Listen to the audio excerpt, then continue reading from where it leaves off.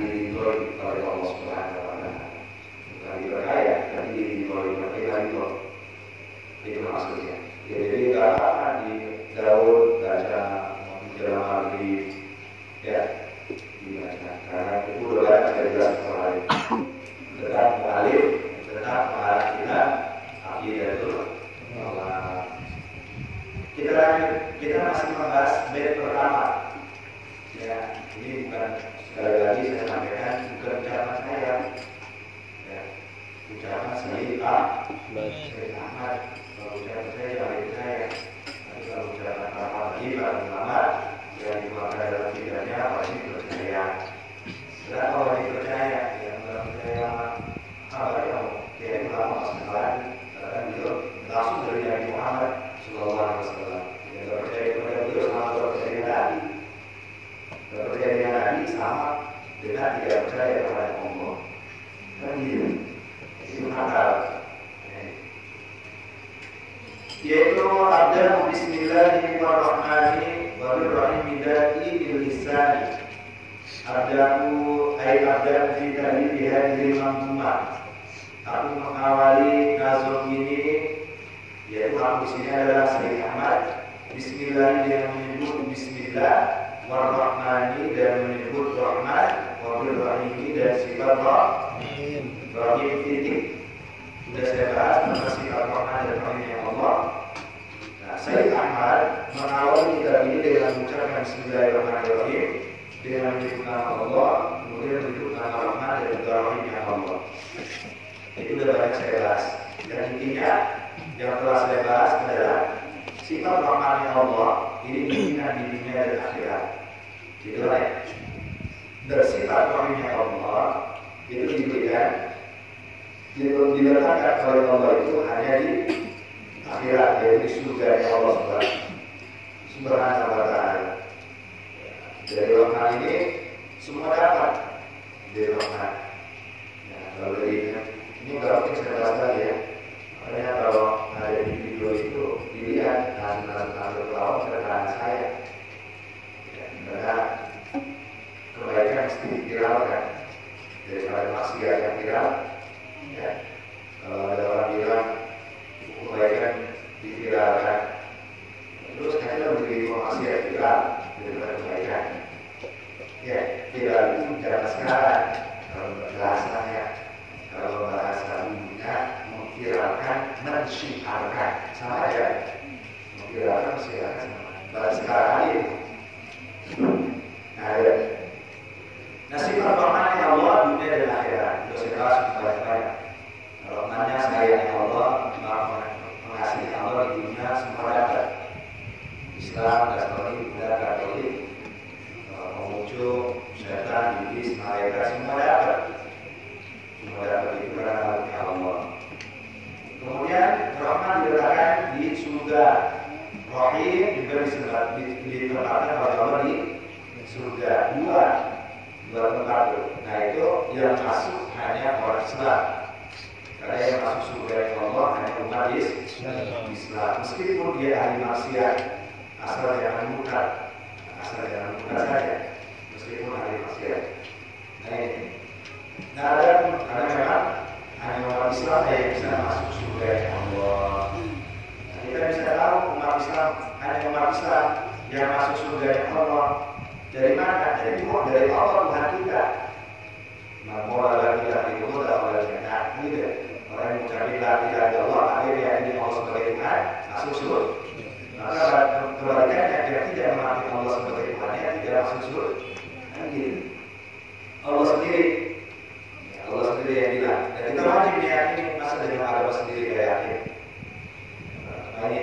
Nah, ada pun mereka agama lain, Nasrani, Buddha, Katolik meyakini bahwa hanya agama mereka yang masuk surga, yang monggo saja, kita tidak boleh marah. Itu hak mereka dalam agama. Ya, itu keyakinan mereka.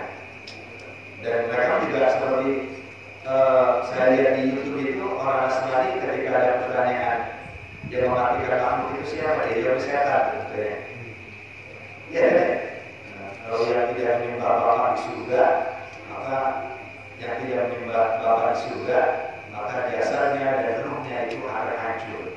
Nah, sebagai penembus dosa Tuhan Yesus itu, yang menyembah Tuhan Yesus, maka itu akan ditolong dan masuk surga. Dia mau dosa, kita nggak boleh marah, itu hak mereka.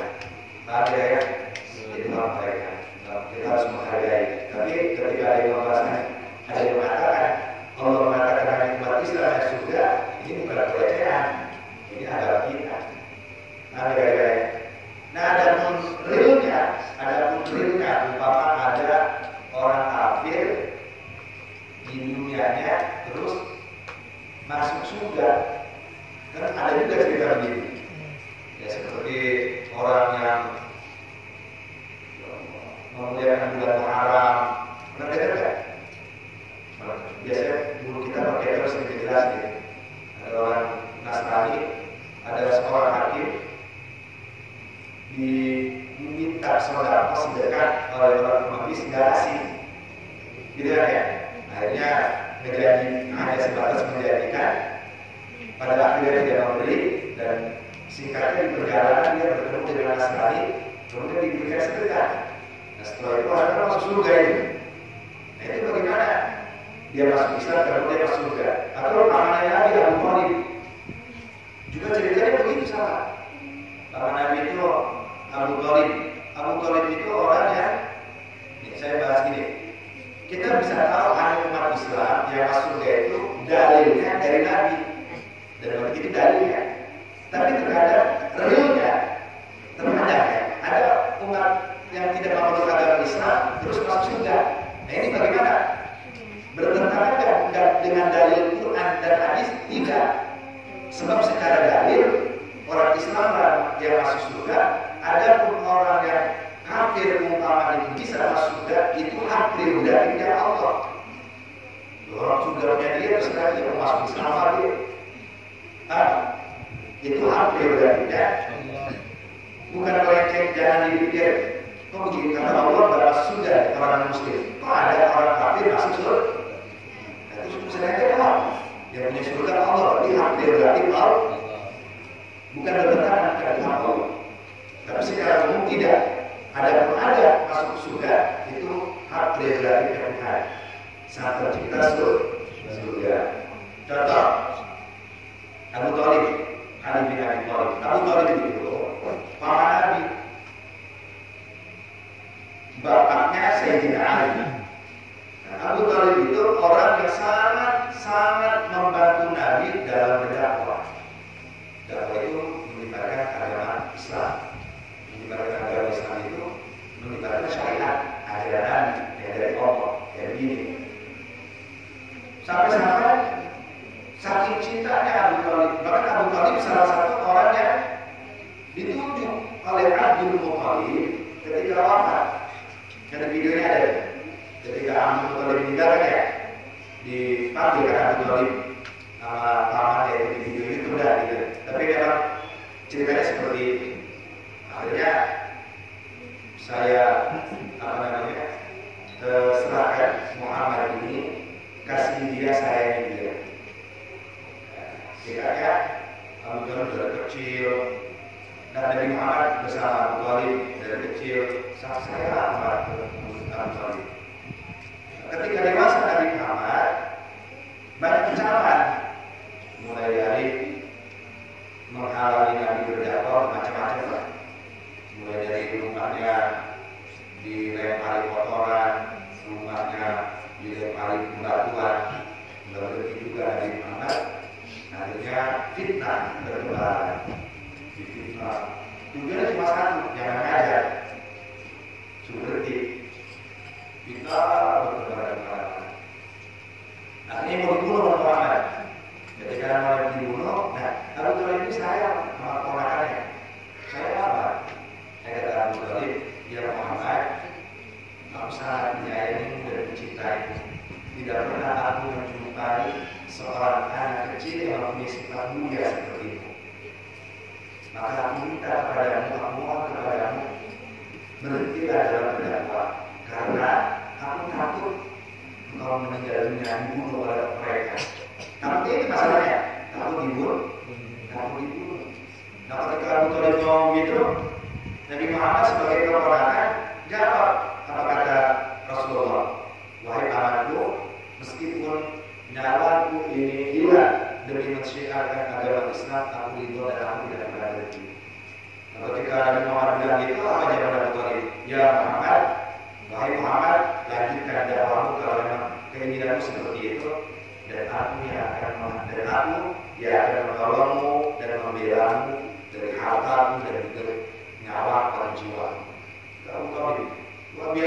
Abu Thalib itu. Tapi Abu Thalib itu di hidupnya itu dia cinta sama Nabi, tapi dia tidak mengucapkan Nabi itu sebagai utusan Allah. Tidak mengakui, tapi cintanya luar biasa. Akhirnya Abu Thalib itu meninggal dunia.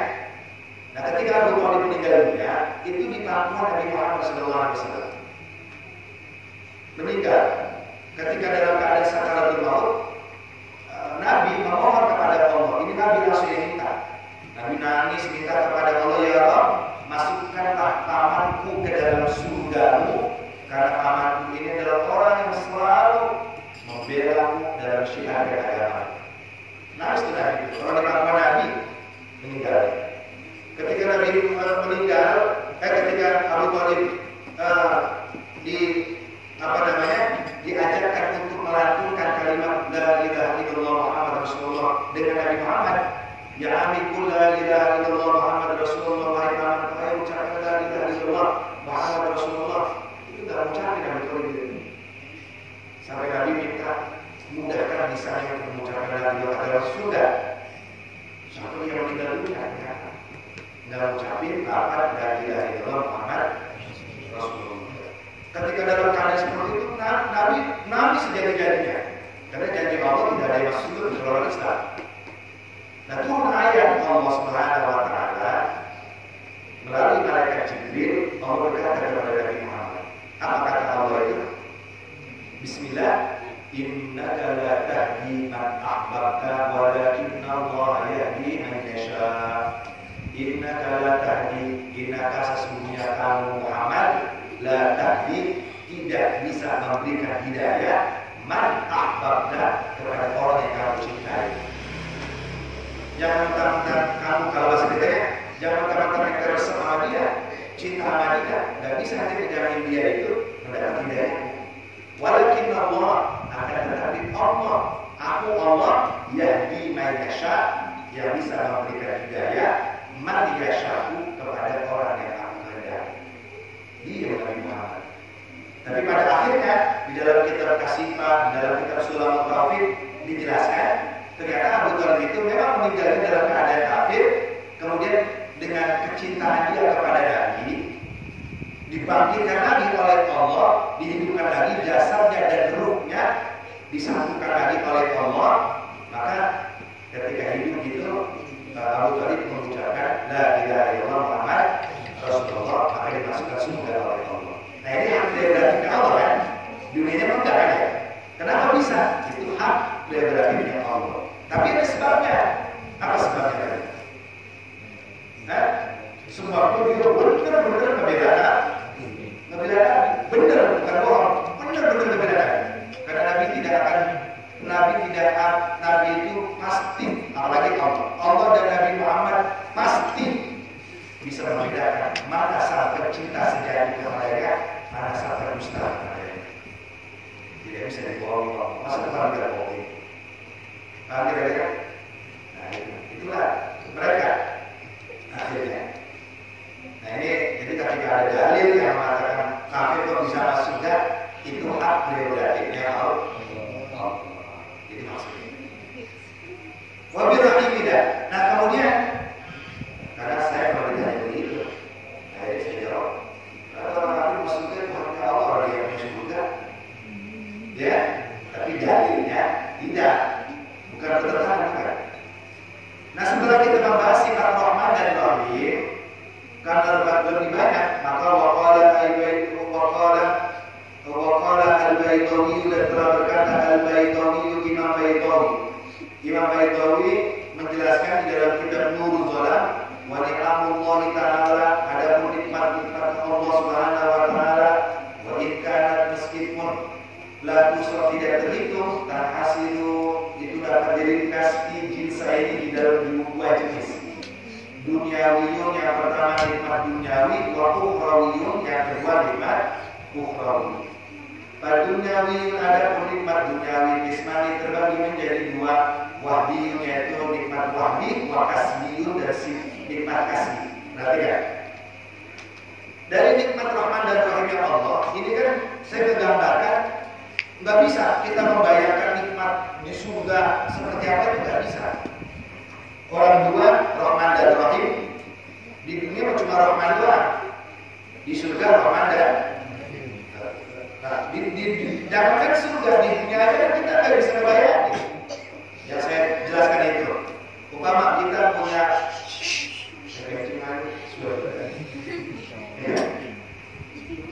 umpama di dunia saja kita nggak mungkin bisa menikmati semua nikmat yang di dunia, itu nggak mungkin kita, nggak mungkin, dan tidak akan mungkin dan tidak akan bisa. Contoh satu nikmat saja, umpama kita pernah melihat perempuan yang cantik, nah itu kan juga nikmat, cantik se-Indonesia. Berarti kalau kita udah sumpah se-Indonesia itu, kita udah ngumpulin yang di Kalimantan, yang di Jawa, yang di Jakarta, kita ngumpulin jadi satu. Itu kan nggak mungkin. Ini umpama. Kita bisa jumpai ini yang paling cantik. Kan cuma Indonesia, belum negara lain. Ya kan? Belum negara ya Amerika, Spanyol, Timur Tengah. Itu baru satu kecantikan. Itu pun nggak bisa. Nah bagaimana yang di akhirat? Makanya nggak bisa ngebayangin kan? Tidak bisa membayangkan. Seperti kemarin sepupu saya, alhamdulillah Asma itu udah wisuda di Kairo Mesir. Luar biasa kecerdasannya. Karena di antara mahasiswi yang di Al-Azhar Kairo itu kan ribuan, bahkan jutaan. Tapi dari Asia Tenggara yang lulus cuma satu. Dari Asia itu cuma Malaysia, Indonesia, Singapura cuma satu. Putrinya Siti Rohingya Nawang. Yang lainnya dari Timur Tengah, dari Syria, dari Damaskus. Makanya nggak ada wajah Indonesia yang kecuali beliau, Asma itu kan mengalahkan Asia Tenggara. Allah, nah nikmat luar biasa. Nah ini, itu nggak mungkin kita ngumpulin. Nah di dunia, nah kemudian meskipun nikmat Allah yang banyak itu tidak bisa kita hitung dan kita tidak bisa bayangkan, namun bisa kita ringkas. Bisa kita ringkas menjadi dua bagian, kata Imam Baydawi. Ini secara umum bisa kita ringkas menjadi dua bagian tentang nikmat Allah. Yaitu pertama, nikmat Allah yang berupa dunia, kedua berupa akhirat. Paham? Dunia dan akhirat. Ini yang punya buku tertulis. Meskipun banyak, itu bisa kita ringkas. Ada di dunia dan akhirat. Nikmat dunia dan nikmat akhirat. Padunyawiyun kismani wahdiyun wa kasbiyun. Dan nikmat dunia, jadi bisa kita ringkas. Ini sebetulnya udah. Perhatikan. Meskipun nikmat Allah sangat banyak, Al-Imam Baydawi meringkas menjadi dunia. Dunyawiyun ukhrawiyun. Dua, dunyawiyun, dunia, kedua ukhrawiyun, yaitu ukhrawi akhirat. Ini nikmat. Yang dunia dibagi lagi menjadi dua. Wahdiyun satu, kasbiyun. Yang dunia, nikmat Allah terbagi meskipun banyak bisa diringkas menjadi dua. Nikmat yang ada di dunia, nikmat yang ada di akhirat. Yang dunia terbagi lagi menjadi dua. Yang Allah berikan nikmat kepada kita. Ada nikmat dunia, ada nikmat ukhrawi. Ada nikmat dunia, ada nikmat akhirat. Dan nikmat dunia terbagi menjadi dua. Wahdiyun, kasbiyun. Ya. Nikmat wahdi dan nikmat kasbi. Ini. Jadi yang dunia terbagi menjadi dua. Padunyawiyun, adapun nikmat duniawi kismani terbagi menjadi dua. Wahdiyun yang pertama nikmat wahdi wa kasbiyun, dan yang kedua nikmat kasbi.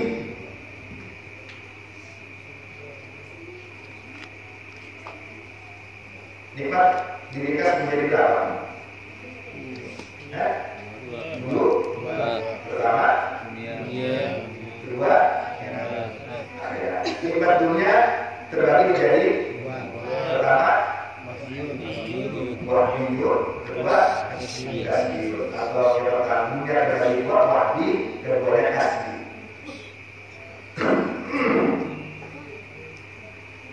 Udah? Ini kita mesti tahu nikmat yang Tuhan berikan kepada kita. Karena kita bisa bersyukur.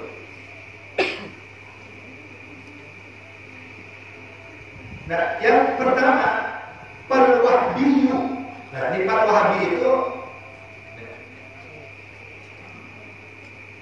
yang pertama. Jadi dunia terbagi dua, nikmatnya wahdi dan kasbi.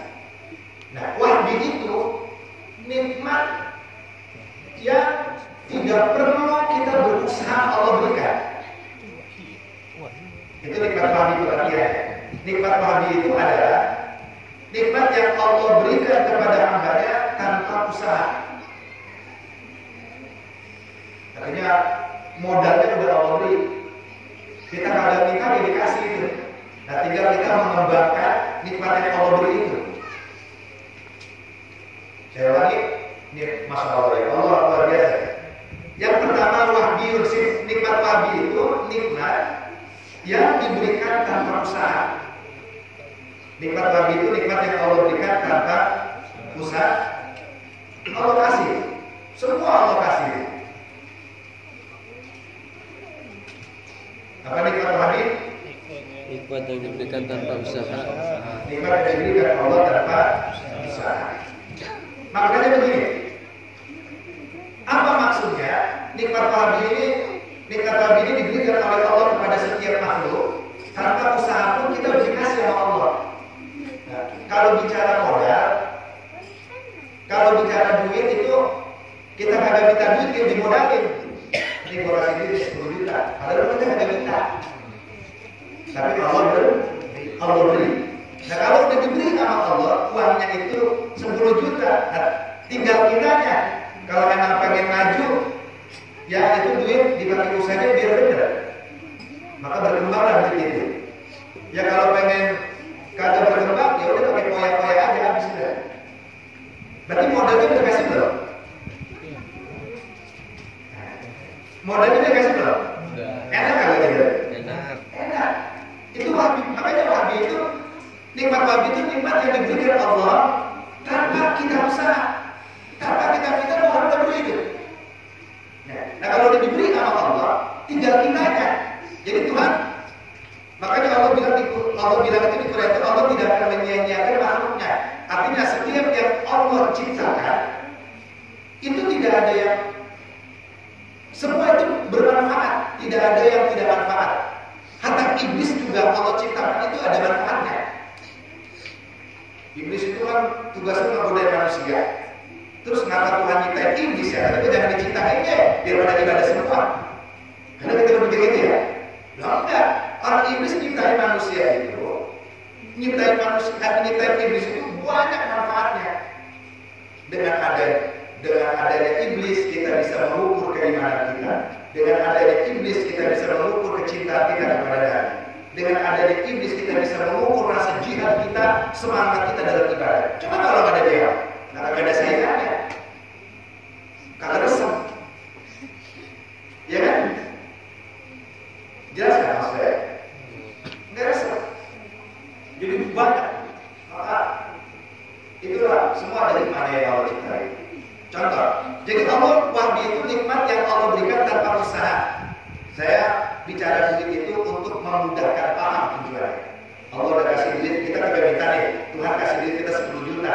Ya tinggal kitanya tuh, kalau lu pengen duitnya pengen jadi banyak, ya kerja buat dagang.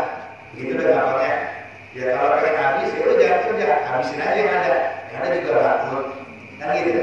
Gampangnya gitu. Namanya jadi wahdi dunia, nikmat dunia terbagi dua, yaitu wahdi dan kasbi. Wahdi itu nikmat yang Allah berikan tanpa usaha. Alhamdulillah. Bagaimana cara mengembangkannya? Pertama, saya contohkan. Wahdiyu dan nikmat wahdi. Apa nikmat wahdi itu? Tetap berusaha. Jangan kalau saya ngomong wahabi dia nggak paham. Ntar nggak nyambung jadinya. Kalau saya ngomong wahabi berarti apa? Tetap usaha. Iya. Karena kalau wahabinya, pengertian wahabinya nggak paham, saya ngomong sampai berburu nggak paham. Apa sih wahabi? Wahabi loh yang bocah jongkol gitu. Jadi mesti paham wahabi. Nah,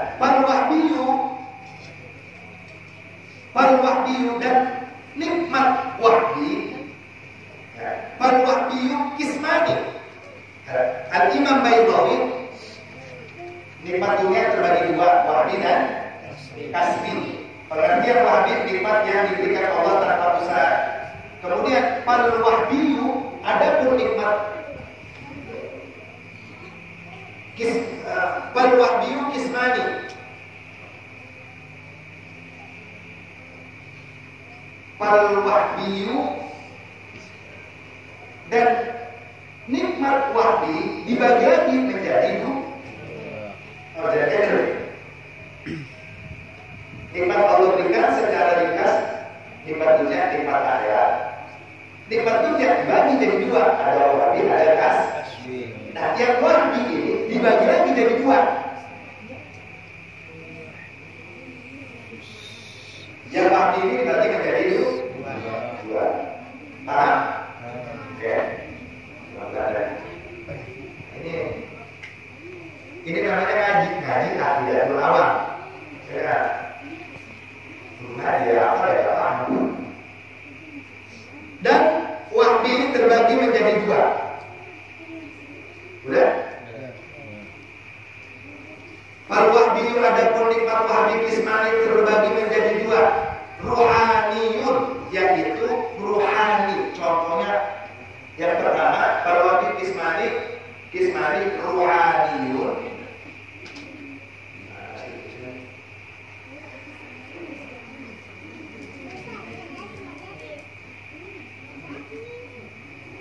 Nah, ini yang pertama, nikmat wahbi terbagi lagi menjadi dua.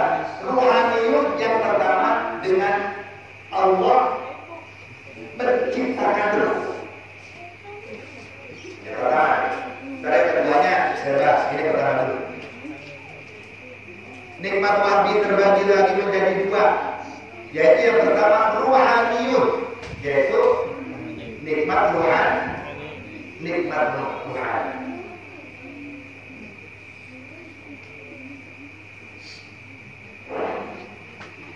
Sebenarnya ada nikmat Allah banyak, namun diringkas menjadi dua.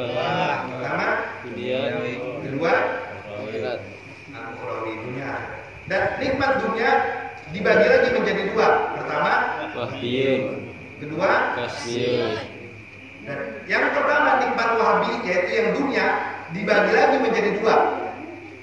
Dibagi lagi menjadi dua. Yang pertama Ruhani. ruhani. Nah, ini nikmat dunia. Ruhani. Maksudnya apa? Perhatikan, ini nggak ditahu begini. Ntar kesononya antum bisa kenal istri-istrinya Nabi, anak-anaknya Nabi dari jalur mana? Ya salah hatam dia dulu. Yang dunia terbagi menjadi dua, yang wahbi terbagi menjadi dua, yaitu yang pertama ruhaniyun. Maka dijelaskan para wahbiyu kismani, para wahbiyu adapun nikmat wahbi kismani terbagi menjadi dua. Ruhaniyun yaitu sifat ya rohani, yaitu nikmat rohani karena fakir ruhi fil abdi. Maka dicontohkan oleh Imam Ahmad. Apa maksudnya? Karena fakir ruhi fil abdi, seperti Allah. Yaitu kalau bocah apa? Bocah kecil kalau bocah gede sih? Kecil. Ya bocah kecil mengapa yang gede jangan? Fal wahbiyu. Nah, wahbi yang pertama itu ruhani. Apa maksud ruhani itu? Dicontohkan di dalam kitab Nurul Salam. Karena fakir ruhi fil abdi, seperti Allah memerintahkan malaikat meniupkan ruh kepada hamba. Ini kan nikmat. Seperti Allah memerintahkan malaikat untuk meniupkan ruh kepada seorang makhluk. Ini nikmat yang nggak bisa ditawar. Takdir ini. Contoh, manusia proses saya ulangi lagi. Dunia terbagi dua, Wahabi dan Kasbi. Yang Wahabi dibagi lagi menjadi dua. Yang pertama rohani. Paham? Rohani. Rohani itu apa maksudnya? Nikmat rohani itu kan nafakhur ruhi fil 'abd. Seperti Allah memerintahkan malaikat meniupkan ruh kepada manusia, kepada makhluk. Nah, ini peniupan ruh ini bukan request kita, bukan. Terima enggak terima, mesti terima. Contoh, manusia aja. Ini manusia itu ketika berada di rahim ibunya, dia bisa dikatakan hidup dan tidaknya itu dilihat di usia 4 bulan. Karena 40 hari pertama itu berupa numpah sperma. Belum kelihatan tuh, makanya dokter kayak kagak bisa. Hadisnya begini, inna ahadukum yujma'u fi khulqi batni ummi 40 yawman thumma yakunu 'alaqatan thumma yakunu mudghatan thumma yursalu ilaihi al-malak fayanfu fi ar-ruh wa yu'maru bi arba'i kalimatin. Nabi bilang, ini sebetulnya semua makhluk, ini saya contohkan biar mudah manusia saja. Kata Nabi Muhammad, manusia itu diciptakan oleh Allah, prosesnya ini kita, kecuali Nabi Adam, kalau Nabi Adam beda tanah. Nah, keturunan Adam itu diciptakan Allah membutuhkan proses. Proses yang pertama 40 hari. 40 hari yang pertama itu ketika bertemu sperma laki-laki dan perempuan, kemudian si perempuan itu telah hamil, maka 40 hari pertama itu belum ketahuan dia hamil apa enggak. Kita kalau di flashback baru ketahuan. Bener nggak? Bener nggak ya kali? Bener. Ya, kan begitu. Nggak ketahuan tuh. Nah, 40 hari pertama itu di usia kandungan 40 hari itu belum bisa biar di US-nya tanya aja sama dokter. Ini hebatnya Nabi nih. Dulu kan belum ada alat yang canggih, tapi Nabi itu udah ngomong. Nah, ini luar biasa kebenarannya Al-Quran dan hadis. Di 40 hari pertama itu berupa sperma saja, belum ada bentuknya.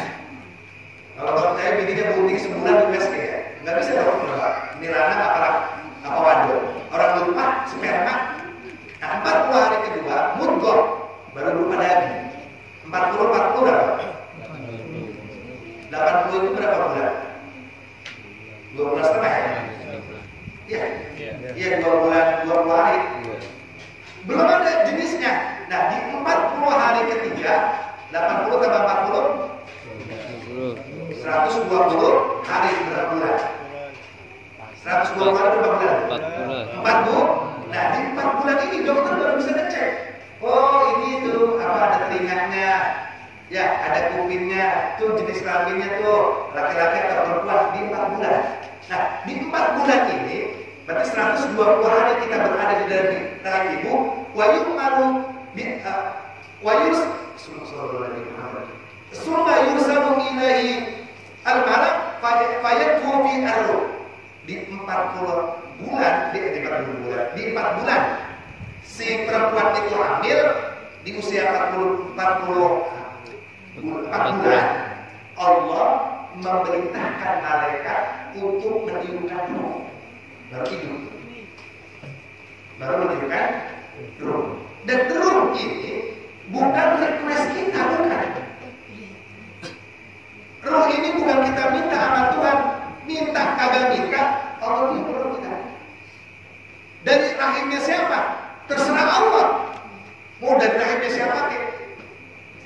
Apakah itu dari rahimnya seorang ahli ibadah atau ahli maksiat atau pelacur? Allah yang meniupkan ruh itu dengan kita malaikat Jibril. Nah, kita kalau bisa request maaf, ya, Bang Makil kalau bisa request ruh, tadi mah mungkin kita pengen dilahirin, diberanakin dari rahimnya bininya Raja Salman. Ya, kalau kita bisa minta mah tuh, ya Allah, saya keluarin apa dari rahimnya bininya Raja Salman? Ternyata mau kagak mau, bukan Raja Salman, Raja Kredit. Nah, mau kagak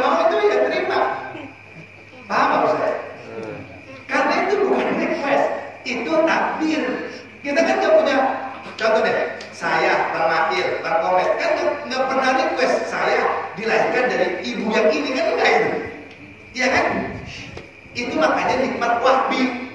Kita kagak minta, Allah kasih. Kan kalau kita nggak minta nggak sama Tuhan kita, enggak kan?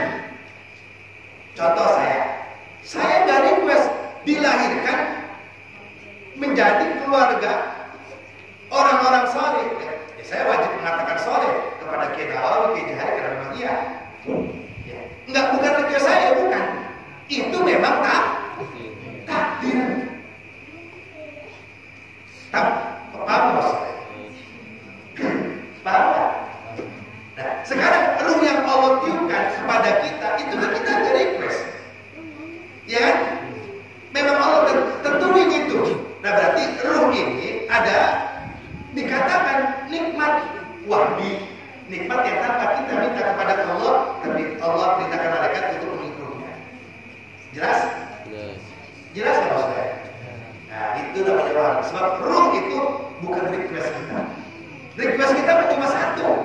Apa request kita? Ketika ibu itu hamil, minta kepada Allah, ya Allah, jadikanlah putraku atau putriku ini menjadi putra putri Rasul dan semuanya. Itu kan? Sebatas itu kita minta. Jadikan dia anak yang sehat, walafiat dan sebagainya. Itu yang kita minta. Tapi masalah jalur nasabnya itu Allah yang tentuin, bukan kita. Maka nggak boleh kita iri. Karena sebab kalau kita iri, nanti kita menentang takdir yang Allah berikan. Karena kenapa saya bilang akan menentang takdir yang Allah berikan? Karena ruh itu adalah nikmat wahbi yang tidak perlu kita minta Allah berikan. Jelas nggak saya? Kan nggak minta gitu. Kalau bisa request malu, kenapa kita request mau? Ya Allah, matiin saya apa ya Allah? Nanti saya reinkarnasi, tapi saya lahirnya dari orang yang paling kaya di Indonesia. Enak itu. Nah, bisa kan? Nah, itu namanya wahbi. Paham ini? Paham nggak? Itu yang pertama. Jadi ruh itu nikmat wahbi, enggak tuh. Tapi usaha kita cuma satu, biar ini anaknya soleh-soleha, itu usaha. Tapi jalur ruhnya, nasabnya itu bukan request kita, bukan. Nah, itu yang pertama. Kedua, kenapa ruh ini juga disebut nikmat? Kalau ruh bisa dikatakan nikmat, dengerin. Kenapa ruh ini juga bisa dikatakan nikmat? Karena, dengerin. Kenapa ruh ini juga dibahaskan nikmat? Karena sejatinya atau hakikatnya yang merasakan kebahagiaan, kesengsaraan kita di dunia ini adalah ruh, bukan jasad. Maka ruh itu nikmat. Karena sejatinya yang merasain senang sengsara di dunia ini ruh kita. Ini bukan jasad, bukan. Ngapa? Yang disebut yang merasain nikmat itu ruh kita, bukan jasad kita. Contoh, orang itu bisa dikatakan hidup kalau ada ruhnya, ada rohnya. Rohnya jadi satu sama jasad, hidup. Sebab dia hidup, dia bisa membedakan manisnya tebu dan gula berbeda. Dengan sebab dia ada ruh dan jasadnya, dia bisa membedakan pedasnya cabai dan saus berbeda. Karena ada ruhnya. Sebab ada ruh dan jasadnya, dia kalau dipukul merasakan sakit. Sakit kalau dipukul? Sakit. Ini hakikatnya ruh yang merasain, bukannya badan, bukan. Mana buktinya? Kalau orang dicabut ruhnya kan mati. Berarti tinggal apa itu? Jasad. Ruhnya dicabut sama Allah, sama malaikat atas izin Allah, tinggal jasadnya. Ini jasad kagak punya rasa. Bukti enggak kalau nggak percaya? Orang mati dicabut ruhnya, tinggal jasadnya. Itu yang tinggal jasad, injek dah jasadnya, ngejerit nggak? Ini jasad doang nih, diinjek jasadnya, nah ngejerit nggak kira-kira dia? Kita mandiin dia, berontak nggak? Kalau orang mati dimandiin kan, berontak kayak gitu. Kalau itu zaman buahnya kan, Diem baik. Bakar kalau nggak percaya itu jasad. Kalau bakar itu ngejerit jasad. Ngapa itu? Karena tidak ada ruhnya. Nah, berarti yang ngerasain seneng bahagia ruh apa jasad? Ruh. Yang ngadep sama Allah ruh apa jasad? Makanya orang masuk neraka sakitnya sama kayak di dunia. Lebih sakit malah. Kenapa? Emang di dunia ruh yang ngerasain, jasad maka ada. Ya kan? Kita merasakan bahagia, senang, derita. Itu karena ada ruhnya. Coba gak ada ruhnya, kagak punya rasa, malah mati rasa. Iya mati rasa kan? Jasad itu mati rasa. Kagak ada rasa apa-apa. Maka jangan dipikir gue mau bagaimana mati. Nah bagaimana di sini? Gue mau mati di dunia begini. Emang di dunia yang ngerasain siapa? Ruh. Bukan jasad. Ini orang salah. Saya ngomong masuk akal nggak? Saya nanya, bener nggak kalau jasadnya doang dibakar kagak berdiri? Bener kan? Jangan orang deh. Kali kalau orang pernah kalau mau survei ayam matiin. Kalau hidup kita masukin lempar udah penanggul, terbang dia. Ada ruhnya, motes di kepalanya. Udah mati lempar, terbang nggak dia? Jasad. Masalahnya. Ya kan? Kali kalau manusia mau di penjara kita. Paham kira-kira? Jadi ruh ini nikmat bukan? Bahkan nikmat yang luar biasa ruh itu. Dengan ruh kita bisa senang, bisa merasakan sengsara. Itu luar biasa. Makanya ruh itu disebut sifat nikmat wahbi, sebab kita nggak bisa nge-request ruh itu, nggak bisa. Tidak bisa. Jadi ruh itu nikmat apa? Nikmat apa ruh itu? Wahbi itu apa? Nikmat yang tanpa kita meminta Allah beri. Modal. Berkaitan dengan ruh, mana lagi? Wa israfihi bil aqli. Masya Allah Pak. Lihat deh. Allah itu udah masih modal banyak bener sama kita nikmat wahbi. Nggak perlu kita minta sama Tuhan, Tuhan udah kasih aja dia. Makanya dia maha baik. Mana buktinya lagi? Nikmat wahbi itu tanpa kita minta Allah beri. Ruh, enggak. Kemudian nikmat wahbi tanpa kita minta, mana lagi? Wa israfihi bil aqli wa ma ittabayata wa ma yattabi'uhu. Seperti nikmat wahbi itu wa israfihi bil aqli, seperti Allah memuliakan hamba ini bil aqli dengan nikmat akalnya. Nikmat akal yang Allah berikan. Ini akal ini kita kagak request sama Tuhan. Allah yang beri. Karena gak semua makhluk punya akal. Binatang gak punya akal. Hewan itu gak punya akal. Tapi ketika dia punya anak, dia diberikan Allah sifat cinta hanya terbatas. Contoh, akal nggak punya. Kayak ayam. Ayam kalau baru netes, terus anaknya kita pegang, dikejar nggak kita pelihara? Ladu gitu kita ya.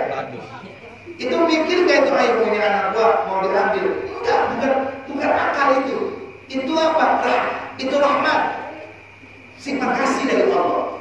Bukan Mana saya buktikan bahwa itu bukan akal? Buktinya kalau anaknya udah gede, ya udah, kalau binatang apa sih bahasanya? Udah jadi yang jago. Buktinya emaknya ini dikawinin. Bener nggak? Padahal lagi kecil kan dia diurusin mamanya. Giliran anaknya gede, emaknya malah dikawinin kan? Kalau punya akal, mestinya berpikir dong, kalau gua ngawinin emak. Berarti itu kan kecil, bukan akal, bukan. Itu sifat rahmat, tapi dia terbatas. Paham maksudnya? Nah, Allah berikan sifat wahbi berupa akal, itu juga nikmat wahbi. Wa ma yattabi'u, dan sesuatu yang mengikuti akal. Apa sesuatu yang menikmati akal itu? Minal qawi kal fahmi wal fikri wal mutqin. Masya Allah. Ini ulama kita begini Pak Bang Herman, anak kita begini bukan sebatas dibaca, dikaji, ini baru satu bed aja lama banget kita. Dan sesuatu yang mengikuti akal itu juga nikmat wahbi. Tanpa kita usaha, Allah kasih. Mana yang berkaitan dengan akal?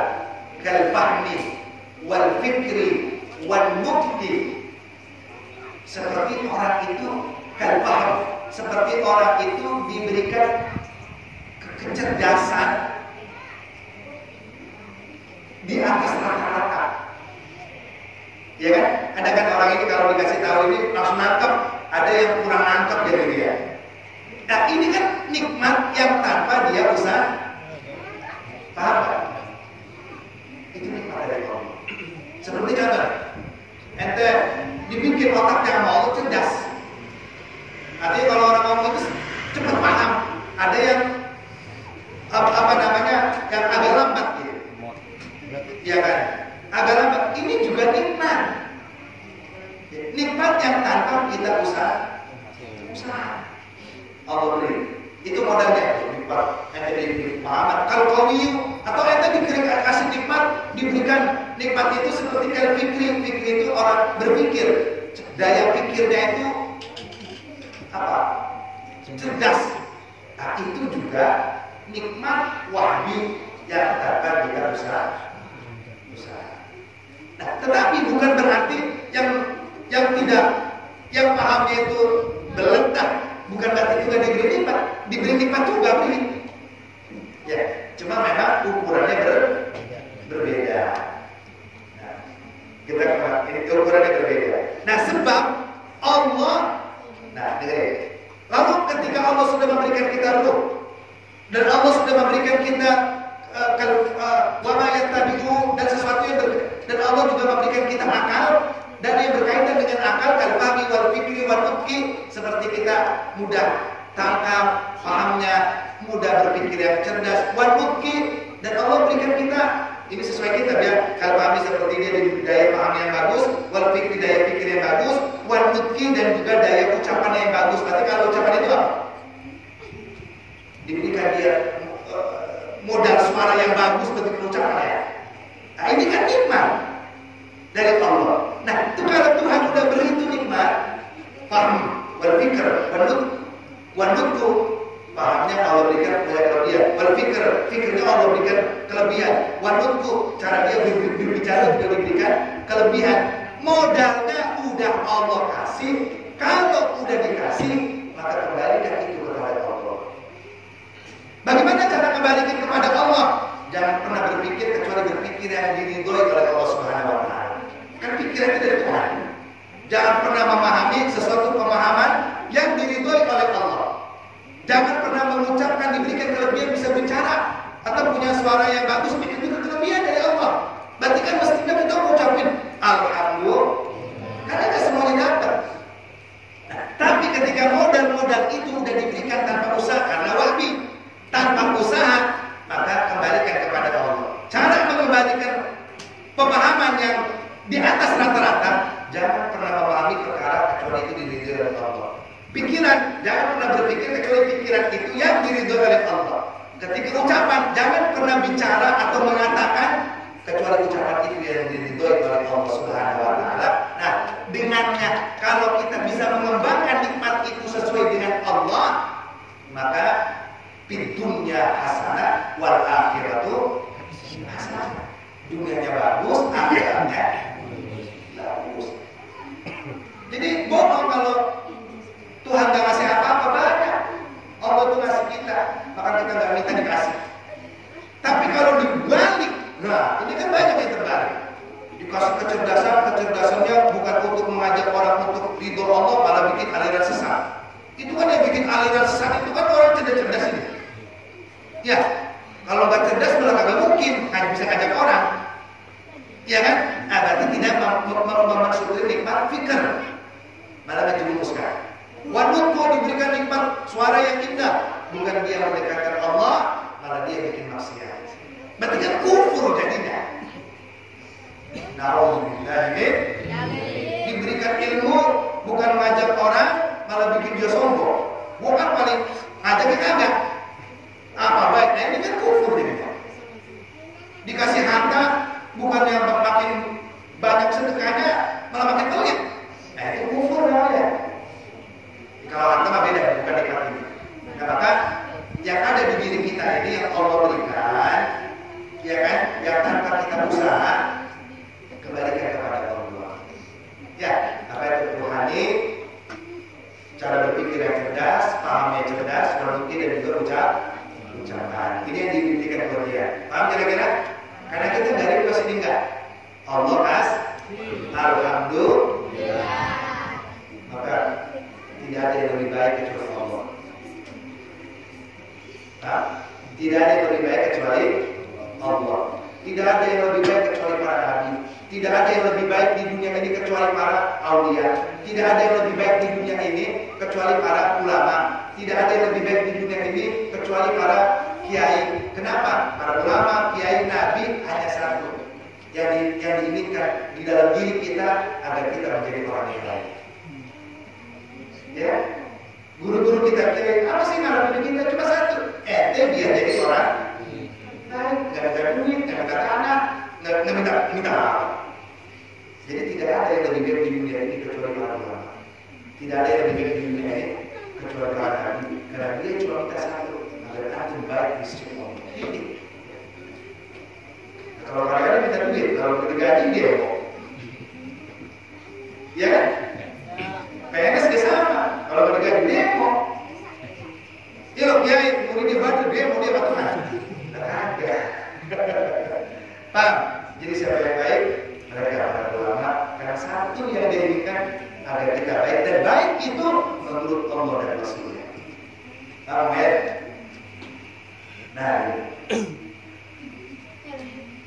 jamaah taklim yang dimuliakan Allah, itulah nikmat wahid yang tanpa kita usaha Allah beri ruhani, berpikir, bernutki, ini yang berkaitan dengan ruh ya, yang berkaitan dengan ruh. Dan yang kedua, jasmaniyun, nikmat jasmani. Kan yang dulunya dibagi dua.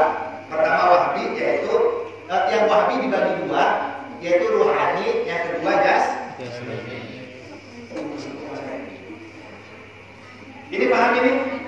Yang rohani? Saya tanya lagi. Nikmat Allah banyak. Nih, lihat, biar paham. Nikmat Allah banyak, tapi diringkas menjadi pertama. Dunia. Kedua. Yang dunia dibagi pertama. Wahbi. Kedua. Wahbi itu apa? Nikmat yang diberikan tanpa usaha. Nikmat yang Allah berikan kepada makhluk tanpa usaha. Yang wahbi dibagi menjadi dua. Pertama, Rohani. apa rohani? Allah memerintahkan mereka Allah memberikan ruh. Terus kal fahmi, seperti kal fahmi, seperti diberikan pemahaman yang baik. Wal fikri. Seterusnya. Menutki. Ya Allah, terima kasih. Wal fikri.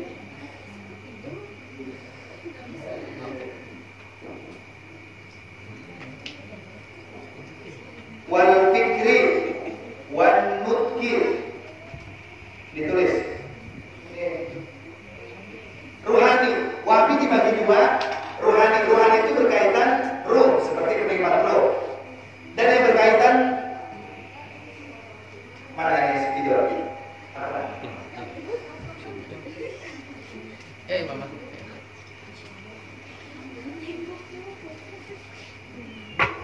Kalau ada kitabnya ada tulisannya. Ada nggak? Ada. Ada. Jadi bukan kata saya, kata saya rohani seperti ruh wa israfi min aqliya wa israfi bil aqli bil wama ya Wama yatabba. wama yatabihu Minal faw. wama yatabihu kal fahmiya wal Fikri. wan Menutki. Oke, ini nikmatnya ini. Ya, kalau malas tulis di itu aja, di foto. Nikmat wahbi terbagi dua, pertama rohani, beriman roh, wa isyrafi bil hati, memuliakan mereka dengan mempunyai akal, wa ma yatabi'u dan sesuatu yang mengikutinya. Apa yang mengikuti akal? Diberikan pemahaman yang luar biasa, diberikan berpikir, cara berpikir yang baik, wa tuqi diberikan suara ucapan yang baik atau suara yang bagus. Ini nikmat yang wajib disyukuri karena ada sebabnya. Nah, terus yang kedua, wahbi kas, wahbi dibagi dua, rohani, yang kedua jasmani.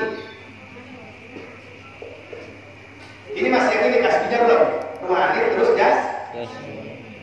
apa jasmani itu? Insya Allah minggu depan. Karena lama lagi. Jadi yang berkait jiwa isyarat, jiwa isyarat ini kan. Wahsyrofi bil akli, di hati. Di hati yang nulis, yang bawa buku. Dia ada buku.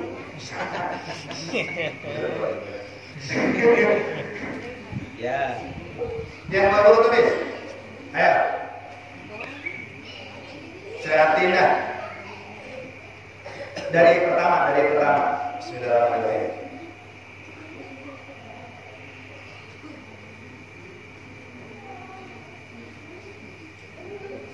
Nikmat, tulis. Al-Imam Al-Baydawi telah berkata. Tulis. Al-Imam Al-Baydawi telah berkata di kitab ini ya. Al-Imam Baydawi telah berkata bahwa nikmat Allah terbagi menjadi dua bagian. Al-Imam Baydawi telah berkata bahwa nikmat Allah terbagi menjadi dua. Pertama nikmat duniawi, kedua nikmat ukhrawi. Dia lutut maksudnya. Kalau kecepatan bilang terjemahnya aja. Kalau Arabnya ini, Al-Imam Baydawi telah berkata bahwa nikmat Allah terbagi menjadi dua bagian. Nikmat Allah terbagi menjadi dua bagian. Pertama nikmat dunia, kedua nikmat ukhrawi. Al-Imam Baydawi telah berkata bahwa nikmat Allah terbagi menjadi dua bagian. Yang pertama nikmat duniawi, ketiga nikmat kecepatan.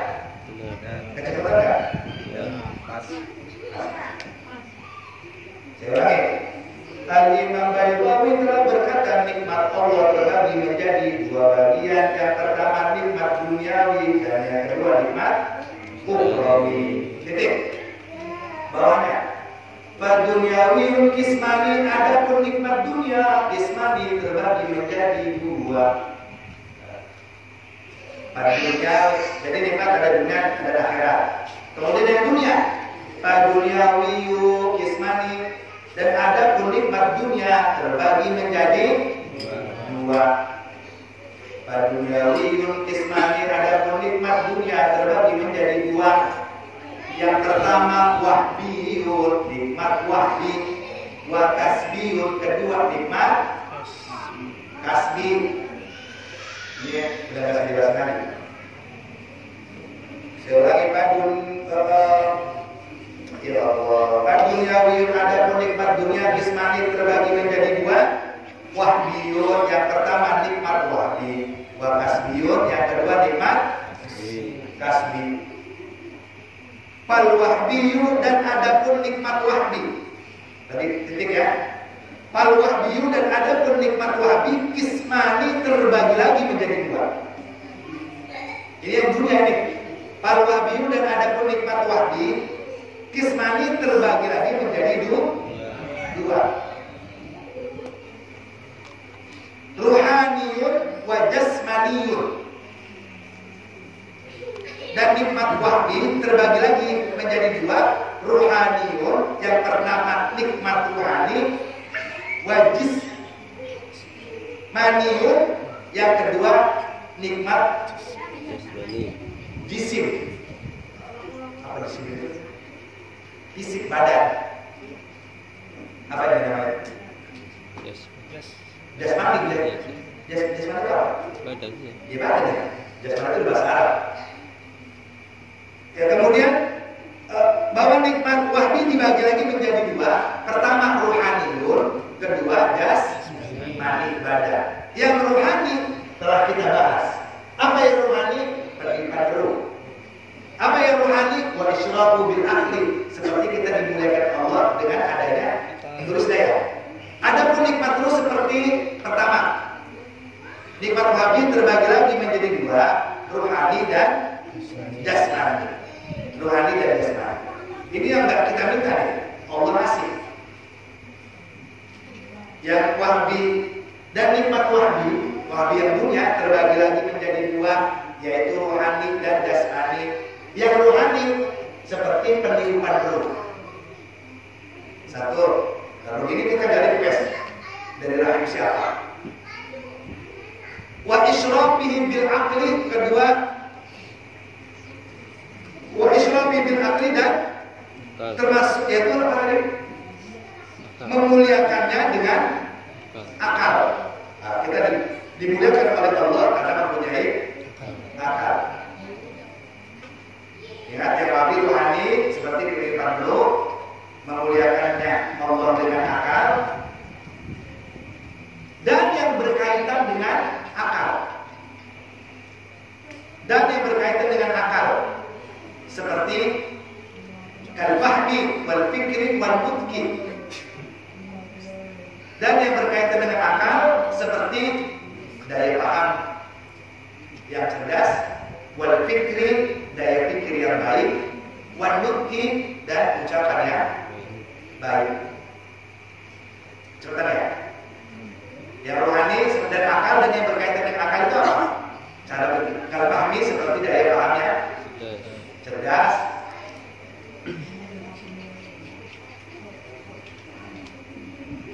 berpikir dan cara berpikir yang baik, wadudki dan daya ucap yang baik. Atau ucap yang baik atau suara baik bagus itu sama aja. Itu nggak request kita itu. Paham kira-kira? Coba. Bambang baca bang. Lurus nggak bang? Yang tadi saya ngomongin. Yang tadi ya saya belum pinjam saya. Nikmat wahbi. Iya, dari pertama baca yang mana? Yang lain dengerin. Al-Imam Baidawi telah berkata. Yang kuat. Al-Imam Baidawi telah berkata bahwa nikmat Allah terbagi menjadi dua, yaitu pertama nikmat duniawi, kedua nikmat ukhrawi. Adapun nikmat dunia terbagi menjadi dua, yang pertama nikmat wahbi, yang kedua nikmat kasbi.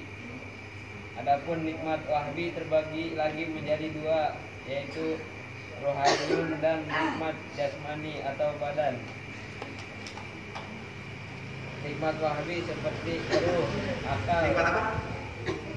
Nikmat wahbi seperti ruh, akal dan yang berkaitan dengan akal, seperti cara berpikir yang baik dan daya ucap yang baik.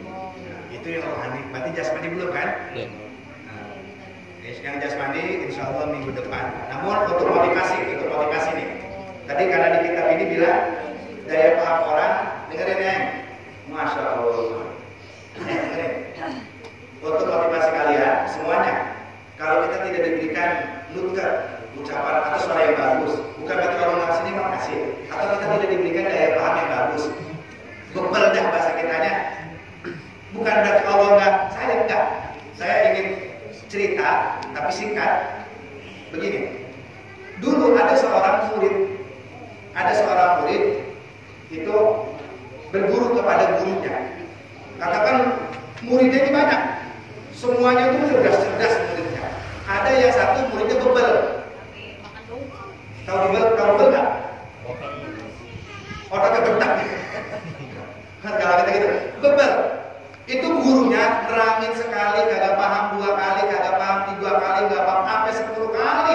Itu guru ngomong capek, kagak paham juga. Kalau tanya yang paham, paham nggak? Bulan, katakan si bulan dah, enggak. Gurunya sabar, jelasin lagi, nggak paham sampai 10 kali kagak paham.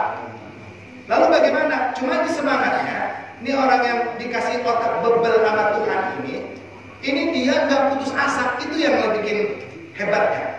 Biar otaknya bebel dia nggak putus asa, tetep gue ngaji baik, tapi nggak idiot ya, normal, nggak pernah, tidak ada kata putus asa. Karena si guru itu melihat semangat dia, dijelasin nggak paham sekali, 10 kali, 20 kali nggak paham. Akhirnya si guru ngomong, nah, Fulan, udah gini deh, kamu kalau ngajinya bareng-bareng, kayaknya yang lain udah paham, mungkin kamu paham dulu, ngaji jadi lama. Kan gitu kan? Begini dah, nanti pagi saya kosong di rumah nggak ngapa-ngapain. Udah kamu datang ke rumah, nanti saya beri spesial buat kamu, saya ajarin kamu. Tuh, malah dirangkul kan? Akhirnya bener dia pagi datang, dulunya nggak ada kerjaan, dijelasin lagi. Jadi malamnya dijelasin, paginya ngejelasin, buat dia doang sendiri. Ketika dijelaskan di rumahnya sendiri, ditanya lagi, paham? Paham ya? Masya Allah, bener-bener. Ya, akhirnya, udah, tapi kamu jangan putus asa ya. Iya, saya nggak putus asa, yang bisa saya. Bener nggak putus asa, maju terus itu. Mungkin yang ngaji seminggu sekali, karena dia setiap pagi di rumah, dia tiap hari jadinya.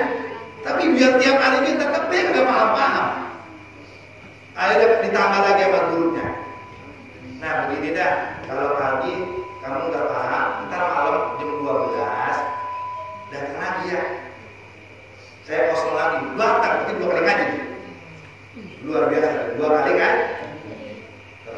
2 kali ngaji, mas udah 2 kali ngaji. Kalau satu pertemuan saja 20 kali diulangi, berarti 2 pertemuan 40 kali kan? Belum yang bareng-barengnya 60 kali, sampai 60 kali tanya, paham? Dan makanya saya bilang bobelnya luar biasa ini. Nah setelah itu dijelasin udah 60 kali, bahkan 100 kali dijelasin sama si guru, kagak paham-paham. Guru nggak matain semangat. Kenapa tidak mematahkan semangat? Sebab dia jadi nggak patah semangatnya. Paham nggak? Nah ini mah gurunya semangat, guru itu kagak semangat ya, jadi loyo.